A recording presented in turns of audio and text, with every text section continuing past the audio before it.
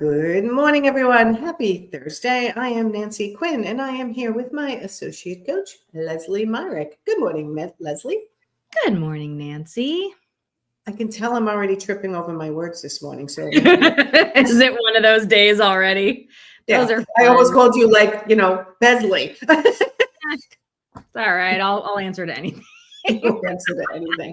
All right. So every Thursday, Lesley and I go live on our Profitable Interior Designer broadcast here. We're broadcasting live in many different platforms, but we want to let you know that we actually answer questions that you guys submit. We change your name and we source them from a spreadsheet that we have in our Facebook group that has just about 10,000 interior design professionals in it, called the Interior Design Business Forum. If you are not a member there, go join, and you can submit questions to Lesley and I in the, what do we call it? It's pinned to the top. Yeah, it's a pin post. You'll see where to submit questions, and it's just a link. You'll put your stuff in the form. Like Nancy said, we will not use your name or identifying details, but we want to actually be answering your specific questions here, not making up stuff, which is fine too. We can teach on everything. But if there are specific challenges you're having, we want to be able to help you. Exactly. So, all right. So tell everyone what question we're answering today. Today's question is from Kayla, and she's asking, what are some strategies for managing projects with clients who are constantly changing project scope by adding or subtracting items and areas from the project? This is one of the most frustrating things for designers. You deal with this all the time because you're still a working, active, luxury interior designer, right? So the first thing I want to say is this happens to everybody at some point. So don't think like, oh my God, why does this keep happening to me? But I will tell you, if it happens every single time or the majority of times, we definitely want to address your process and your procedures right from the beginning. So Lesley, tell them the very first step. Yeah. Well, I mean, first of all, this is not a bad thing. Scope change means they like you and they probably want more of you. So that's great. But the first thing is to make sure you have it clearly outlined in your contract and make sure the client knows how additional charges over and above what you've already quoted work. So you need to let clients know at the beginning, if there is a modification or change, here's how we'll handle it, whether it's adding on hours, whether it's a new flat fee proposal. But it needs to be clear, especially if you're following the key and doing a flat fee for design. If they add something to your scope, you're not getting paid for it unless you charge them for it. So this is not, clients are not trying to be sneaky. They're not typically trying to like slide something in for free. They're just, hey, they're happy with you and they want more of you. So make sure that they ask what that looks like. I actually like the fact that you said that clients are not necessarily trying to get one over on you all the time, right? It's like, but that is the feeling a lot of designers have, like they tried to sneak that in. And, now I have to go back to them and now I have to charge them more and I don't know how to do that. So, tip number one, Lesley just gave is make sure your contract outlines if they add additional work or take away any work, what is your process and your procedure? And like we've said in our past lives, if you have a contract and that paragraph is one you like to skip over because it makes you nervous, then add a little line next to it that client needs to initial next to that paragraph, which will force you as the business owner and as the designer to go over that paragraph with them. The one that scares you, okay? Yes. But, right, if it scares you, put an initial next to it so it forces you to go through it with the client. Don't skip these difficult conversations because that is what will make you have problems in your design process. So tip number two on this issue is to respond right away. No problem. I'll get you a proposal on that. So they understand that they've added scope. It will be money. It will be an additional fee to do what they asked you to do.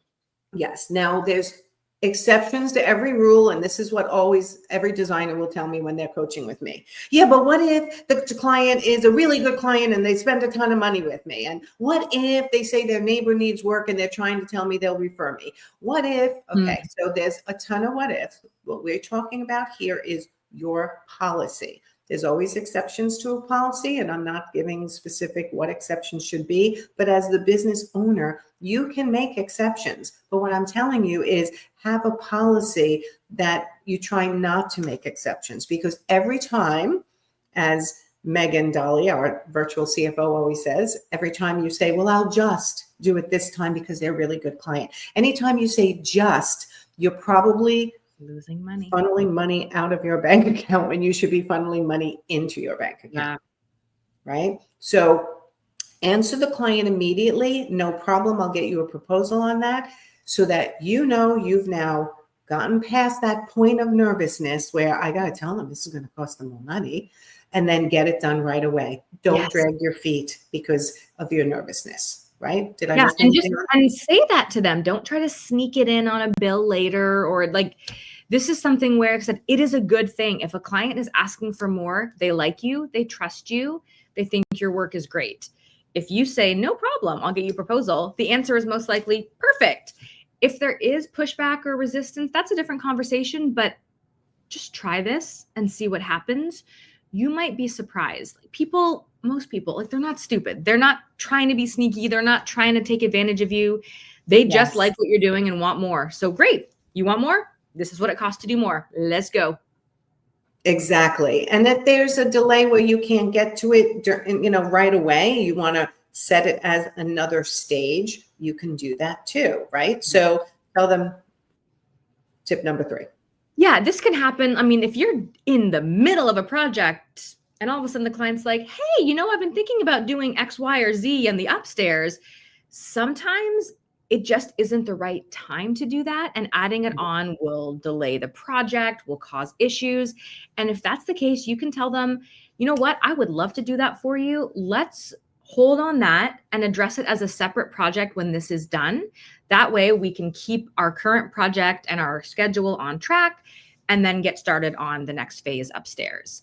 I think that's really important, to be the expert and not just always be the yes person, but explaining why it might actually benefit them to wait and do that as a separate project. Yes. And I'll tell you what happens in somebody's head. They fill in the blanks of what they don't know. So if someone says, I've been thinking about doing my upstairs bathroom, could you, take a look at it? A designer may automatically go, well, they must want that done right away because she brought it up. And they start putting pressure. You put pressure on yourselves when you're filling in the blanks that a client hasn't said. Don't assume they're not willing to pay for it. Don't assume they're not willing to wait for it. Yep. Don't assume at all, because we know what happens when you assume, right? So just ask the questions. I understand you want me to look at the upstairs bathroom. We're in the middle of doing the kitchen right now. It's a little hectic. Why don't I put that on the schedule for next month, and I'll get you a proposal for that, right? Don't be afraid to dictate what makes sense. Common sense is important, and you want to then get your client to that common sense conclusion, as well as when is the best time to do that additional scope. How much will it cost? Does it make sense to do it now? Does it make sense to do it at another time? Mm-hmm. Communicate with your clients. Don't get all nervous and get locked up and just go, okay, yep, I'll take a look and we'll get that done. Just stay grounded and say, okay, I'll take a look at that. Once you look at it, I will get you a proposal for that additional work. But I think it might be best to start it in September, as it's a little hectic now. And honestly, my team might be overtaxed by doing these simultaneously, or I might be overtaxed. Don't be afraid to tell the truth in a professional manner, right? Everyone's always like, well, if I say that, then they might go to somebody else. And if I say it's going to cost money, what if they go? The what ifs, the what ifs, the what ifs. Yes, the what ifs. Right? What if you just told them exactly the truth and how it's going to go, and they just go, okay. Stay in the moment. Let's not anticipate problems, because when we anticipate problems and we start talking about those problems, usually it's a self-fulfilling prophecy. Yeah. Right? So, just say what you need from the client and then get it done. Okay. So this is one of the many, many issues that we deal with our Profit Insider coaching clients. We have our next group starting in September 23rd, I believe, correct? I'm just double checking that because I can never remember the dates. Well, guess why? I can never remember the dates either. That's why I put it on this little piece of paper. So it's September 23rd. You are correct, Nancy. September 23rd starts our next group coaching program. It's always a small group. You get a lot of attention, and it's everything you need to know to run a profitable interior design business, one that makes you happy, work-life balance, getting a assistance if you need it, getting the process and procedures in place, learning how to get your pipeline consistently feeding your business, and understanding everything you need to know financially, marketing, sales, systems, process, everything. What else, Lesley? I mean, Hiring, insurance, financial management on the back end. Mhm. yes, thank We you. got you. Everything. We got you. We teach you everything you need to run a profitable interior design business. If you're interested and you're struggling, and my tagline is now stop complaining, start taking action to help yourself or something like that. This is why we're here. What is it, Lesley? We have it on the top of the group. Stop complaining, start learning, make more money. There you go. That's what we're all about. And our Profit Insider Academy is the way you can do that. So if you're interested, click the link, fill out an application, get on my calendar, and we'll find out if you are a good fit for this next group starting in September.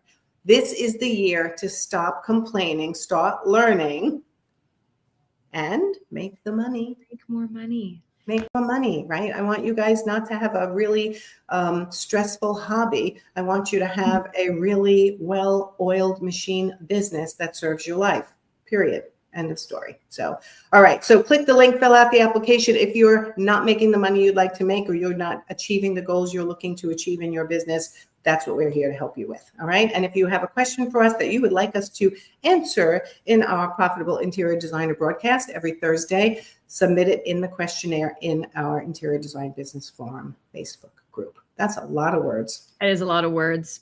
Ooh, I got to make things shorter. So, all right, everyone, we'll see you next Thursday. Thanks. Go have a great week.